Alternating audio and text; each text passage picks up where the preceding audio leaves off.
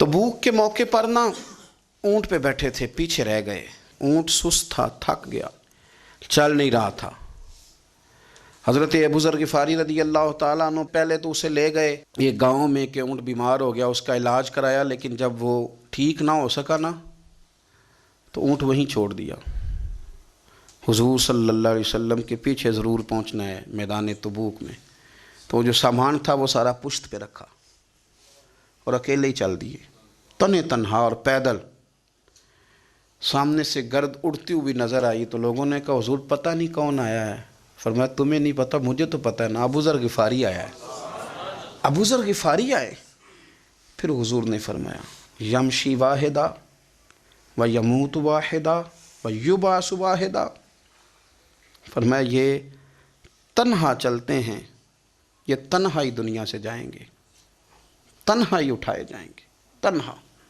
तन्हा चलते हैं, तन्हा ही दुनिया से जाएंगे, इंतकाल तन्हा ही उठाए जाएंगे। जो बहुत ज़्यादा सख्ती करने लगे सहाबा पे, बहुत ज़्यादा। तो हज़रत उस्मान गनी रज़ी अल्लाह ताला अन्हु ने फरमाया कि आप अपने मिजाज के लिहाज से तो दुरुस्त हैं, पर जो चीज़ आप तारी करना चाहते हैं, जब शरीयत गुंजाइश देती है तो आप क्यों इतनी सख्ती फरमाते हैं। तो फरमाने लगे ठीक है, फिर मुझे रब्ज़ा जाने की इजाज़त दे दो। रब्ज़ा एक बस्ती थी, जंगल था, वहाँ कोई आता जाता नहीं था। असी किसे दे कुछ नहीं लगते तो ना कोई साडा दर्दी।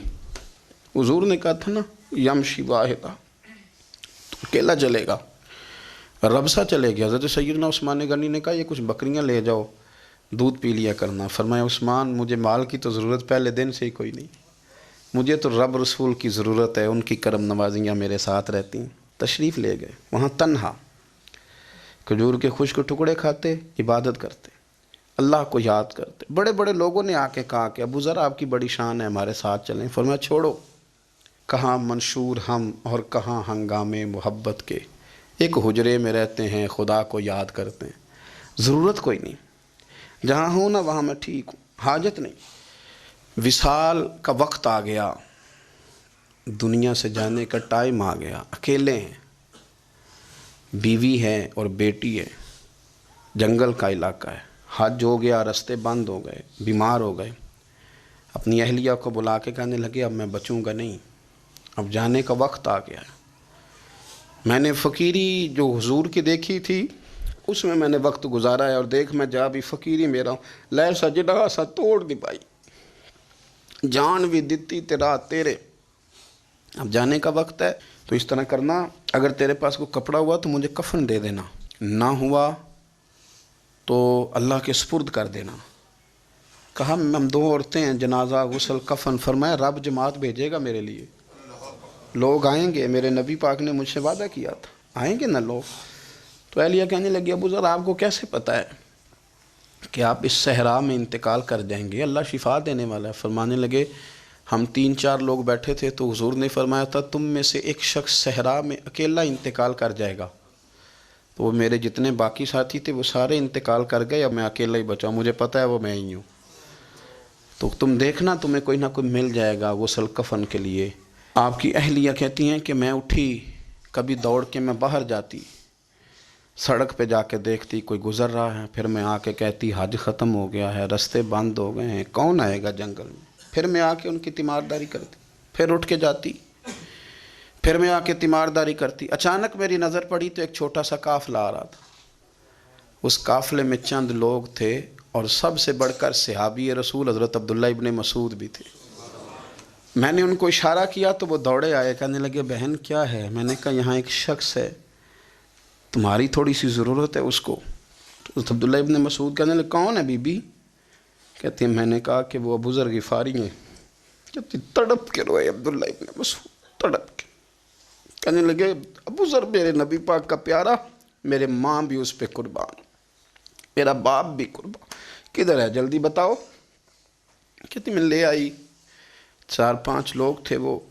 तो सैयदना अबू ज़र ग़िफ़ारी कहने लगे अब्दुल्ला मेरा विसाल हो जाएगा, लेकिन याद रखना मेरी बीवी के पास कफन के लिए कपड़ा मौजूद नहीं। और लहो सजना सा तोड़ ही नहीं पाई, जान भी दिती तेरा तेरे, कफन के लिए कपड़ा नहीं है, लेकिन तुम में से ना वो बंदा कोई कपड़ा ना दे جو کبھی کسی سرکاری عہدے پہ رہا ہو، وہ بندہ میرے کفن کے لیے کپڑا نہ دے، کسی سرکاری عہدے پہ رہا ہو۔